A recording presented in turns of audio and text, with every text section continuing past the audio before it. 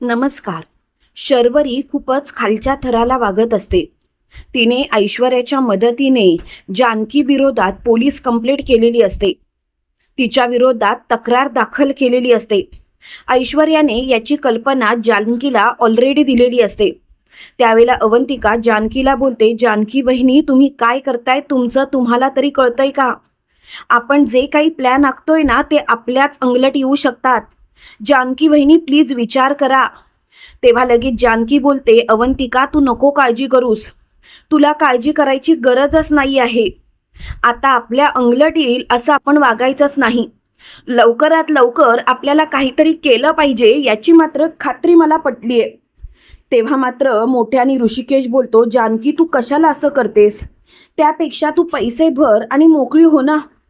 तेव्हा लगेच जानकी बोलते, ऋषिकेश, तुम्हाला समजतंय? मी नाही असं करू शकत. तेव्हा लगेच सौमित्र बोलतो, जानकी वहिनी, याचे परिणाम खूपच विचित्र होतील. जानकी वहिनी, प्लीज. तेवढ्यात मात्र तिथे पोलीस आलेले असतात आणि ते मोठ्याने बोलतात, Janaki Randive, you are under arrest. त्यावेळेला मात्र जानकी खूपच चकित होते. त्याच वेळेला लगेच ऋषिकेश बोलतो, एक मिनिट. इन्स्पेक्टर साहेब, तुम्ही काय बोलताय? कळतंय का तुम्हाला? इन्स्पेक्टर साहेब, तुम्ही जानकीला अरेस्ट करू शकत नाही आणि तिच्या विरोधात तक्रार दाखल कुणी केली? त्यावेळेला इन्स्पेक्टर साहेब बोलतात, हे बघा ऋषिकेश रणदिवे, आम्हाला आमचं काम करू देत. तुम्ही उगाचच मध्ये मध्ये येऊ नका. त्यावेळेला लगेच ऋषिकेश बोलतो, अहो इन्स्पेक्टर साहेब, तुम्ही काय बोलताय? कळतंय का तुम्हाला? तुम्ही माझ्या जानकीला अरेस्ट करताय आणि मी बोलायचं नाही. मुळात ही तक्रार केली कुणी हे तर सांगा. त्यावेळेला लगेच शर्वरी खूपच घाबरलेली असते. तिला काय बोलावं तेच कळत नसतं. त्यावेळेला मात्र जानकी शर्वरीकडे बघते आणि शर्वरीला म्हणते, शर्वरी वंश, खरं खरं सांगा, हे सर्व तुम्ही केलत ना? तेव्हा लगेच शर्वरी बोलते, जानकी वहिनी, उगाच माझ्यावरती आरोप करू नकोस. त्यावेळेला जानकी बोलते, काय ना शर्वरी वंश, तुम्ही किती खालच्या थराला जाऊन वागू शकता ना, याची मला जाणीव झालीये. शर्वरी वंश, तुम्ही कधीच सुधारू शकत नाही आणि तुमची लायकी तर मला चांगलीच समजलीये. तेव्हा मात्र शर्वरी खूपच चिडते आणि मोठ्याने बोलते, तुला जर का असं वाटत असेल ना, तर असं, मला काही फरक पडत नाही. खरं सांगू का जानकी वहिनी, मीच केली तुझ्या विरोधात तक्रार, कारण मला तुला जेलमध्ये पाठवायचंच आहे. प्रत्येक वेळेला नानांचं कारण देत असतेस आणि सगळ्या गोष्टी स्वतःच्या बाजूने करत असतेस. मला काही कळत नाही का? मुद्दामून हे सर्व करतेस ना जानकी वहिनी, आम्हाला त्रास देण्यासाठी? सगळी प्रॉपर्टी स्वतःच्या नावावर पाहिजे, बरोबर ना? तेव्हा लगेच जानकी बोलते, असं काय बोलताय तुम्ही शर्वरी वंश? मला या प्रॉपर्टीपेक्षा माझी घरची माणसं किती महत्वाची आहेत हे मला तुम्हाला सांगायची गरज नाही. आणि तुम्ही असा विचार प्लीज करूच नका. खरंच तुमच्या या विचाराचा त्रास होतोय. तेव्हा मात्र मोठ्यानी ऋषिकेश बोलतो, शर्वरी, मी तुला शेवटचं विचारतो, ही तक्रार तू केलीस का? तेव्हा शर्वरी बोलते, हो केली मी तक्रार, कारण मला या जानकीला धडा शिकवायचा होता. आज मी अडचणीत असताना सुद्धा ही मला पैसे द्यायला तयार नाही. त्यावेळेला ऋषिकेशचा ताबा सुटतो आणि ऋषिकेश उलट्या हाताची सणसणीत कानाखाली इन्स्पेक्टरांच्या समोर शर्वरीच्या लगावतो आणि शर्वरीला म्हणतो, लाज वाटते शर्वरी, मला तुझी लाज वाटते. एवढ्या खालच्या थराला जाऊन कशी काय वागू शकतेस ग तू? तुला काहीच कसं वाटत नाही? शर्वरी, अगं जरा तरी विचार केला पाहिजे होतास तू. तेव्हा लगेच शर्वरी बोलते, दादा प्लीज, तू असा विचार का करतोस? अरे जानकी वहिनींनी जर का प्रॉपर्टीचे भाग केले असते तर मला हे पाऊल उचलावंच लागलं नसतं. तेव्हा लगेच सुमित्रा बोलते, शर्वरी, त्यासाठी तू जानकीला जेलमध्ये पाठवणार आहेस? तू काय करतेस ते तुझं तुला तरी कळतंय का? तेव्हा लगेच इन्स्पेक्टर साहेब बोलतात, हे बघा, हा तुमचा कौटुंबिक जो ड्रामा आहे ना, तो बंद करा आणि जानकी रणदिवे, आम्हाला तुम्हाला अरेस्ट करावीच लागेल. तेव्हा ऋषिकेश बोलतो, एक मिनिट इन्स्पेक्टर साहेब, जानकीला अरेस्ट करायच्या आधी तुम्हाला मी एकच सांगेन, तुम्ही खूप मोठी चूक करताय. तेव्हा इन्स्पेक्टर साहेब बोलतात, हे बघा ऋषिकेश रणदिवे, तुम्ही आम्हाला कायदा शिकवायची गरज नाही, कायदा आम्हाला सुद्धा कळतो. तेव्हा मात्र ऋषिकेशला खूपच राग आलेला असतो आणि शेवटी ऋषिकेश जानकीला बोलतो, जानकी तू काळजी करू नकोस, पुढच्या 2 तासामध्ये तू घरात असशील. त्यावेळेला जानकी बोलते, ऋषिकेश अहो मी कशाला काळजी करेन. ऋषिकेश तुम्ही माझ्या सोबत आहात ना, प्रश्नच मिटला. मला कोणत्याच गोष्टीची काळजी करायची गरजच नाही ऋषिकेश. त्यावेळेला ऋषिकेश जानकीकडे बघतच असतो. जानकीच्या हातात बेड्या ठोकलेल्या असतात आणि जानकीला अगदी फरफटत पोलीस स्टेशनमध्ये घेऊन जात असतात. त्यावेळेला शर्वरी खूपच खुश असते, तिला खूप आनंद झालेला असतो. त्यावेळेला ऋषिकेश शर्वरी जवळ जातो आणि शर्वरीला म्हणतो, शर्वरी आज जे काही तू वागलीस ते चुकीचं वागलीस. माझ्या मनातून तू कायमची उतरलीस आणि यासाठी मात्र मी तुला कधीच माफ करणार नाही. त्यावेळेला शर्वरी बोलते, दादा दादा रे तुला का समजत नाहीये.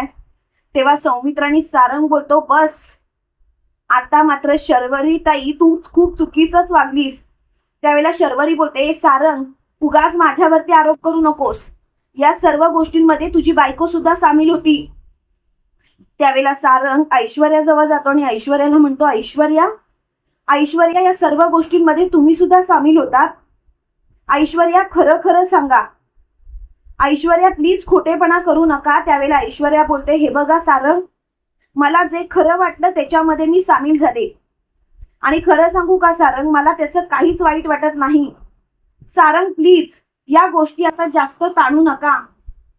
त्यावेळेला सारंग बोलतो, ऐश्वर्या ज्या जानकी वहिनींनी तुम्हाला सुधारण्यासाठी स्वतःच्या तत्वांचा सुद्धा विचार केला नाही, घरच्यांच्या विरोधात जाऊन तुम्हाला या घरात आणलं, तुम्हाला मान सन्मान दिला, त्या जानकी वहिनीला तुम्ही आज पोलीस स्टेशनमध्ये जेलमध्ये पाठवलं. तुम्हाला काहीच कसं वाटलं नाही, तुमच्या डोळ्यांना बघवलं तरी कसं तिच्या हातात बेड्या ठोकताना. तेव्हा लगेच ऐश्वर्या बोलते, सारंग बस झालं, मला तुम्ही त्या जानकीचं कौतुक सांगू नका. मी जे काही केलं ना ते योग्यच केलं. आता तुम्हाला या गोष्टी पटत नसतील सारंग, पण कधी ना कधीतरी या गोष्टी तुम्हाला पटतीलच. तेव्हा मात्र सारंग खूपच चिडलेला असतो. शेवटी सारंग तिथून निघून जातो. त्यावेळेला ऋषिकेश सारंगला बोलतो, सारंग थांब थांब, पण सारंग मात्र थांबत नाही. शेवटी ऋषिकेश ऐश्वर्याला बोलतो, ऐश्वर्या तुझ्याकडून मला ही अपेक्षा नव्हती. ऐश्वर्या तू खूप चुकीचं वागलीस. आणि ऋषिकेश सुद्धा तिथून निघून जातो. सुमित्रा मात्र स्वतःच्या डोक्याला हात मारते आणि म्हणते, काय चाललं या घरात. नाना गेले पण या घराचं हसू मात्र स्वतः सोबतच घेऊन गेले. काय करू मी. तेव्हा मात्र अवंतिका बोलते, आई आई तुम्ही नका काळजी करू. आई तुम्हाला काळजी करायची गरजच नाही, मी आहे ना, मी सगळं काही नीट करेन. एक गोष्ट लक्षात ठेवा आई, मी असताना काहीच होणार नाही, माझ्यावरती विश्वास ठेवा. जानकी वहिनी अगदी सुखरूप घरात येतील. हे ऐकल्यानंतर सुमित्रा बोलते, अवंतिका आता तुझ्यावरतीच विश्वास आहे. इकडे सौमित्र आणि ऋषिकेश बोलत असतात. त्यावेळेला ऋषिकेश सौमित्राला बोलतो, सौमित्र अरे आता काय करायचं, जानकीला सोडवण्यासाठी काही उपाय. त्यावेळेला सौमित्र बोलतो, खरं सांगू का ऋषिकेश दादा, जानकी वहिनीने पैसे दिले तरच ती सुटू शकते, कारण खूप मोठा आरोप शर्वरीने तिच्यावरती केलाय. त्यावेळेला लगेच ऋषिकेश बोलतो, पण हे चुकीचं आहे असं नाही का वाटत तुला. त्यावेळेला लगेच सौमित्र बोलतो, दादा आता आपल्यासाठी जास्त महत्वाचं काय आहे तर जानकी वहिनी जेलमधून बाहेर येणं. काय चुकीचं काय बरोबर याचा विचार करत बसलो तर जानकी वहिनी जेलमध्येच राहील. तुला चालणार आहेत का या गोष्टी. त्यावेळेला लगेच ऋषिकेश बोलतो, मला नाही चालणार, पण जिच्यामुळे या सर्व गोष्टी सावरू शकतात ती तर या सर्व गोष्टींना तयार होईल असं तुला वाटतंय का. तेव्हा लगेच सौमित्र बोलतो, दादा दादा तिला या गोष्टींसाठी आपल्याला तयार करावं लागणार, कारण आपल्याकडे दुसरा पर्यायच नाहीये. तेव्हा मात्र सौमित्र तिच्याकडे बघतच राहतो. तर इकडे ऐश्वर्या शर्वरीला म्हणत असते, शर्वरी मी तुझ्या सांगण्यावरून हे सर्व केलं, पण हे सर्व आपल्याच अंगाशी यायला नको. तेव्हा लगेच शर्वरी बोलते, ऐश्वर्या तू आहे ना खूपच घाबरट झालीयस, मला तर तुझं हे घाबरणं पटतच नाहीये. अगं तू अशी घाबरट कशी काय. त्यावेळेला लगेच ऐश्वर्या बोलते, काय आहे ना तू जरा शांतच बस, मी तुला जे सांगते ना ते नीट ऐक. तुला वाटतं तेवढं सोपं नाही. अगं ती जानकी जेलमधून बाहेर सुटणारच याची मला पूर्णपणे खात्री आहे. तेव्हा लगेच शर्वरी बोलते, ती जानकी जेलमधून कशी बाहेर सुटते ना, हे मी सुद्धा बघते. त्यावेळेला ऐश्वर्या स्वतःशीच बोलते, म्हणजे या शर्वरीचं काहीतरी ठरलंय. पण जानकी लवकरात लवकर जेलमधून बाहेर सुटलीच पाहिजे. सगळ्यांना असं वाटतंय की मला जानकी जेलमध्ये आहे याचा आनंद झालाय, पण जास्त वाईट मला वाटलंय. मी कोणाशी काहीच बोलू शकत नाही, माझं मन हलकं करू शकत नाही. मी आता काय करू तेच मला कळत नाहीये. पण काही झालं तरी जानकी जेलमधून सुटली पाहिजे. तर इकडे जानकी जेलमध्ये असते त्याच वेळेला ऋषिकेश तिथे आलेला असतो आणि ऋषिकेश जानकीला बोलतो, जानकी जानकी प्लीज ऐक. जानकी, आता तुझं इथून सुटणं महत्वाचं आहे आणि म्हणूनच आम्ही जो निर्णय घेतलाय तो मान्य कर. या पेपर्सवरती सह्या कर आणि पैसे देऊन टाकूया. त्यावेळेला लगेच जानकी बोलते, म्हणजे मी नानांच्या तत्वांना मुरड घालून ह्या सर्व गोष्टी करायच्या का ऋषिकेश? ऋषिकेश, आपली काहीही चूक नसताना आपण असं नाही वागू शकत. तेव्हा लगेच ऋषिकेश बोलतो, जानकी, नाना सुद्धा जिवंत असते तर नानांना तू जेलमध्ये असलेलं आवडलं असतं का? त्यावेळेला लगेच जानकी बोलते, ऋषिकेश, मला सगळं काही समजतंय, सगळं काही पटतंय, पण एक गोष्ट मात्र तुम्ही सुद्धा लक्षात ठेवा. तुम्ही आता नको त्या गोष्टींचा विचार नका करू ऋषिकेश. ऋषिकेश, तुम्ही फक्त आणि फक्त स्वतःचाच विचार करा. तेव्हा लगेच ऋषिकेश बोलतो, म्हणूनच मी तुला सांगतोय जानकी, माझ्यासाठी जर का काही महत्वाचं असेल तर ती तू आहेस. तुझी सेफ्टी जास्त महत्वाची आहे जानकी, आणि म्हणूनच मी तुला जेलमधून सोडवण्यासाठी आलोय. तेवढ्यात मात्र तिथे ऐश्वर्या आलेली असते आणि ऐश्वर्या इन्स्पेक्टर साहेबांना बोलते, इन्स्पेक्टर साहेब, आपला प्लॅन जसा करायचा होता तसा सक्सेस झालाय. आता जानकीला तुम्ही सोडून द्या. तेव्हा मात्र ऋषिकेश बोलते, काय बोलतेस तू ऐश्वर्या? त्या शर्वरीला हाताशी धरून तू हे सर्व रचलंस. त्यावेळेला लगेच जानकी बोलते, ऋषिकेश जरा शांत व्हा. ऐश्वर्याने हे सर्व रचलं ते फक्त आणि फक्त माझ्या सांगण्यावरून. ऋषिकेश, तुम्ही असा विचारच करू नका. मी तुमच्या पाया पडते आणि ऐश्वर्याला प्लीज काही बोलू नका, कारण ऐश्वर्यामुळेच या सर्व गोष्टी एवढ्या थराला गेल्यात. तुम्हाला माहिती आहे का ऋषिकेश, नानांची सुद्धा विल्हेवाट या शर्वरीनेच लावली आहे. तेव्हा मात्र ऋषिकेश बोलतो, जानकी, मला खरंच कळत नाहीये तुमच्या मनात काय आहे. अगं, पण जर का ऐश्वर्याने तुला इथून सोडवलं तर शर्वरीच्या लक्षात येईलच ना. तेव्हा लगेच इन्स्पेक्टर साहेब बोलतात, इकडची खबर तिकडच्या कानाला लागणार नाही. शब्द आहे माझा, विश्वास ठेवा माझ्यावरती. आता मात्र एकच गोष्ट लक्षात ठेवायची, ती म्हणजे कितीही काही झालं तरी सुद्धा मी आता या सर्व गोष्टी व्यवस्थित पार पाडेन. ऋषिकेश दादा, तुम्ही जानकीला घ्या आणि लवकरात लवकर घरी पोहोचा. त्यावेळेला जानकी बोलते, ऐश्वर्या, त्याआधी तू घरी जा. त्या शर्वरीला तुझ्यावरती संशय यायला नको. आणि ऐश्वर्या तिथून निघून गेलेली असते. त्यावेळेला सौमित्र आणि ऋषिकेश एकमेकांकडे बघत असतात. त्यावेळेला सौमित्र बोलतो, या ऐश्वर्याचं काय करावं तेच समजत नाही. ही ऐश्वर्या किती खोटेपणा करतीये, मला तर कळतच नाहीये की काय करावं ते. पण आता मात्र शांत राहून चालणारच नाही. लवकरात लवकर काहीतरी केलंच पाहिजे, नाहीतर सगळ्या गोष्टी हातातून निसटल्यासारख्या होतील. तेव्हा मात्र जानकी बोलते, सौमित्र भाऊजी, ऋषिकेश, तुम्ही नका काळजी करू. तुम्ही ऐश्वर्यावरती अविश्वास दाखवताय, पण माझा ऐश्वर्यावरती पूर्ण विश्वास आहे. ऐश्वर्या कधीच चुकीचं वागूच शकत नाही. आणि खरं सांगू का ऋषिकेश, तुम्ही असा विचारच का करताय मुळात?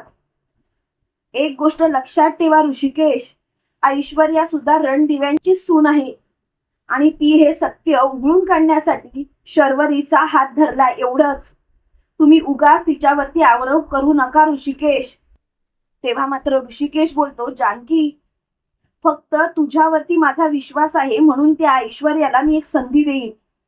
पण खरं सांगू का, आता मात्र माझी इच्छाच राहिली नाही. तर इकडे शर्वरी राहुलला म्हणत असते, राहुल राहुल राहुल, अरे ती जानकी गेली ना जेलमध्ये, आता बरोबर ती प्रॉपर्टीचे भाग करेल की नाही बघ. तेव्हा लगेच राहुल बोलतो, तू काय डोक्यावर पडलीस? अगं, ती जानकी किती कठोर आहे तुला माहिती आहे ना, किती खालच्या थराला जाऊन वागू शकते हे सुद्धा तुला माहिती आहे ना. अगं, जरा विचार कर, जर का ती जानकी जेलमध्येच राहिली तर काय होईल ते. तेवढ्यात सुमित्रा मोठ्याने बोलते, जानकी, जानकी तू आलीस? त्यावेळेला लगेच शर्वरी इकडे तो आवाज ऐकताच म्हणते, म्हणजे ही सुटली? ही कशी काय सुटली? आणि शर्वरी आणि राहुल बाहेर आलेले असतात. त्यावेळेला जानकी सुमित्राला बोलते, आई तुमचा आशीर्वाद असताना मी जेलमध्ये कशी राहीन? आणि आई मला माहिती आहे तुम्ही माझी काळजी करताय म्हणूनच मला लवकर घरी यावं लागलं. तेव्हा लगेच शर्वरी बोलते, पण तुला जेलमधून सोडवलं कुणी? कुणाची एवढी हिंमत की तू बाहेर आलीस? त्यावेळेला ऋषिकेश शर्वरीच्या सणसणीत कानाखाली हाणतो आणि शर्वरीला म्हणतो, खरं तर इथे तुझं काहीच नसताना मी तुला या घरात राहू दिलं, का तर आपण सगळे एकत्र आनंदाने राहूया म्हणून. पण शर्वरी तू मात्र निर्लज्जपणा सोडत नाहीयेस. तुला जसं वागायचंय तसंच तू वागतेस.